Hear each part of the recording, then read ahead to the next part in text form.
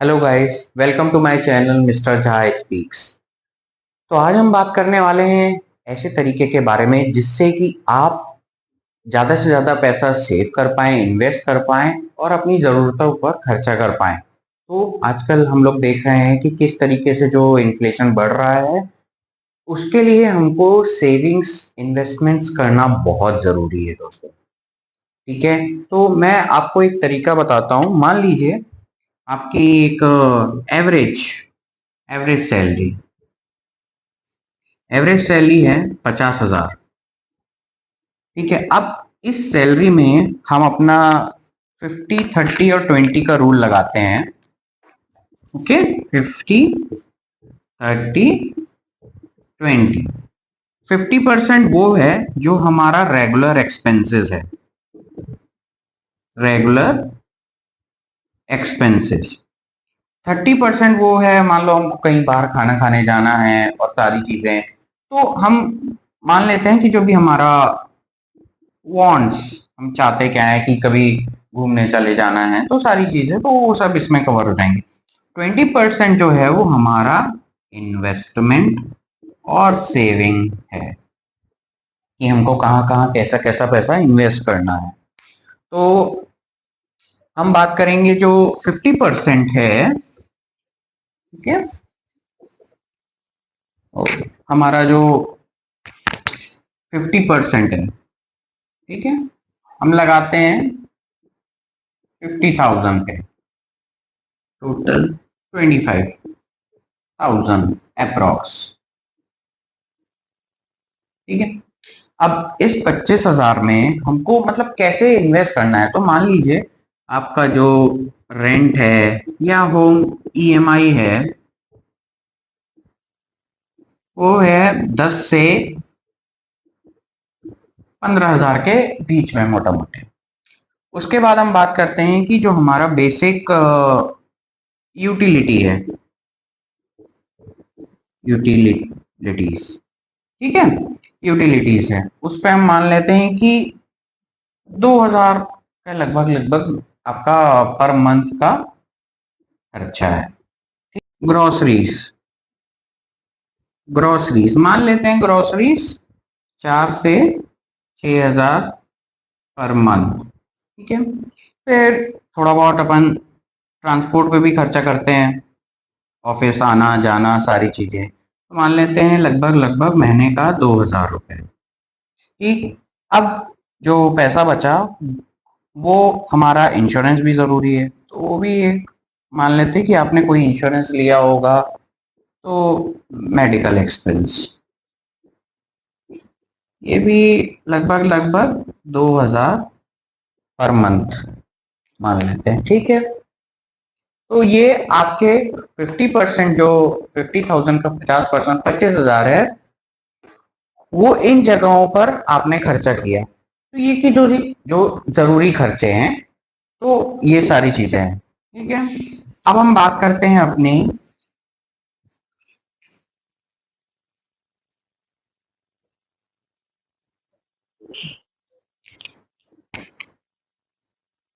30% के बारे में। ठीक है, अब ये 30% क्या है? 30% जो है हमारा वॉन्ट्स है। मान लीजिए 15,000 रुपए, इसको अपन अच्छे से लिख देते हैं, 15,000 रुपए। ठीक है, अब ये 15,000 क्या है कि आपको कहीं घूमने जाना है, आपको नेटफ्लिक्स का सब्सक्रिप्शन चाहिए, या आपको ऐसे कुछ लग्जरी गुड्स में कुछ इन्वेस्ट करना है, तो जो आपकी जरूर मतलब जरूरतें हैं, जैसे कि आपको कभी रात में डिनर पार्टी करने जाना है, तो अपन उसको पकड़ लेते हैं कि ये नेटफ्लिक्स है, सब्सक्रिप्शन है स्पॉटिफाई का या प्राइम वीडियो का, या फूड ऑर्डर करना है, ऑर्डर फूड फ्रॉम आउटसाइड, तो ये सब का एक्सेट्रा, तो ये सब इस खर्चे में से कवर होगा। ठीक है, तो अब जो बचा 20%, 20 का रूल लगाते हैं अब अपन यहाँ पे।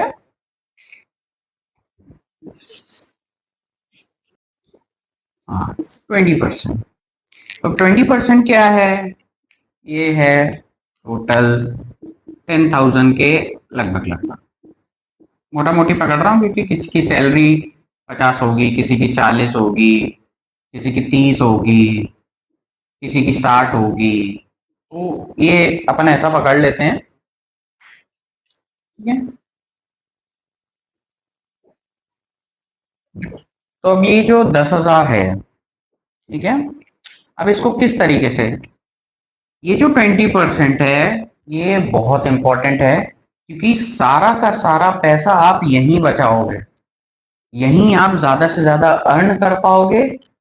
और जो 80% है वो तो आपका सीधा सीधा एक्सपेंस है, उसको तो भूल जाओ, लेकिन आप जो 20% है उसी में से आप अच्छा अर्न कर पाओगे। और जो आपका आरओआई है वो भी ज्यादा मिलेगा आपको इसमें। ठीक है, तो मैं आपको बताता हूं कैसे। तो आपको ये जो 20% है, ठीक है, इसमें से एटलीस्ट आपको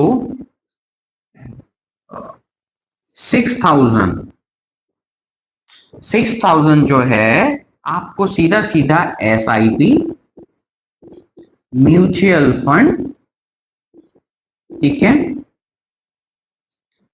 तो एसआईपी म्यूचुअल फंड हालांकि सब्जेक्ट टू मार्केट रिस्क है, लेकिन आप इन्वेस्ट करेंगे तो लॉन्ग टर्म में आपको जरूर इसका फायदा मिलेगा। तो आप सोचे कि नहीं यार मैं 2 साल इन्वेस्ट करता हूं और 2 साल बाद जो है मैं फिर पैसा निकाल लूंगा, लेकिन ऐसा नहीं है।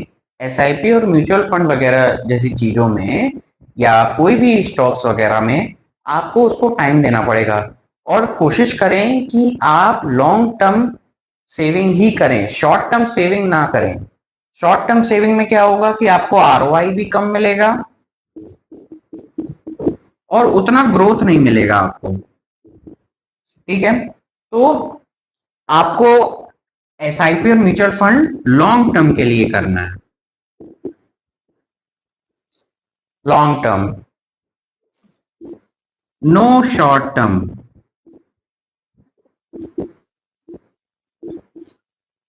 नो शॉर्ट टर्म, ठीक है। तो एटलीस्ट 6,000 आप इन्वेस्ट करेंगे तो आपको एक अच्छा रिटर्न मिलेगा आफ्टर 10 ईयर्स, आफ्टर 15 ईयर्स। मतलब ये आपका जो 6,000 है वो आफ्टर 10 ईयर्स, ये 6,000 एटलीस्ट एसआईपी और म्यूचुअल फंड में अगर आप करते हैं तो ये आज की डेट में 10,000, 18,000 टू 25,000 भी बन सकता है और उससे ज्यादा भी बन सकता है।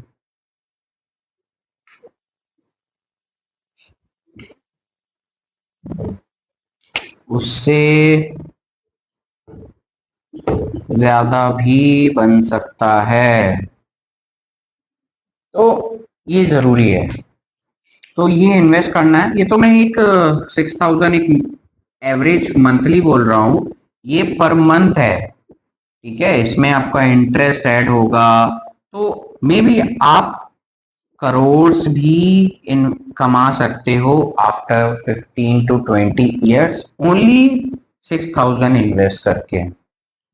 टू एटलीस्ट आपका जो आरओआई होगा सब मिला के वो एटलीस्ट 3 CR होगा। तो ये दोस्तों ये ध्यान में जरूर रखना है आपको कि एसआईपी और म्यूचुअल फंड में इन्वेस्ट जरूर करना है। और अगर आप चाहते हैं कि आपके पास थोड़ा पैसा और बचा है तो आप उस पैसे को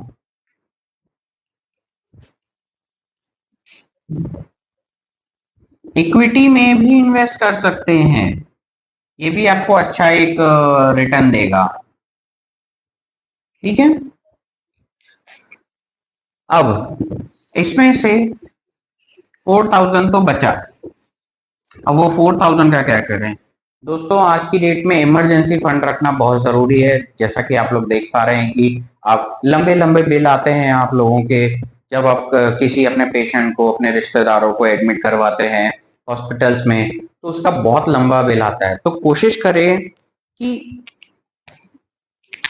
2000 से 4000 तक की आपका इमरजेंसी फंड होना ही चाहिए। इमरजेंसी फंड होना चाहिए पर मंथ।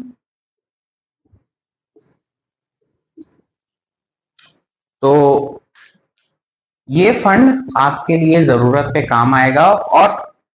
और आप अगर ये फंड यूज नहीं करते हैं, आपको लगता है कि नहीं, थोड़े टाइम के बाद आप 1 ईयर में आपने इमरजेंसी फंड बना लिया, नेक्स्ट ईयर आपको फिर से बनाना है, तो आप ये जो पैसा आपने कमाया है इसको भी आप वन टाइम एसआईपी,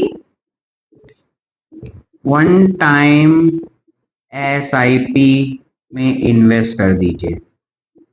ये भी आपको बहुत अच्छा रिटर्न देगा। ठीक है, तो दोस्तों, अगर ये वीडियो अच्छा लगा तो मैं आपके लिए इसी तरीके से वीडियो लेके आता रहूंगा।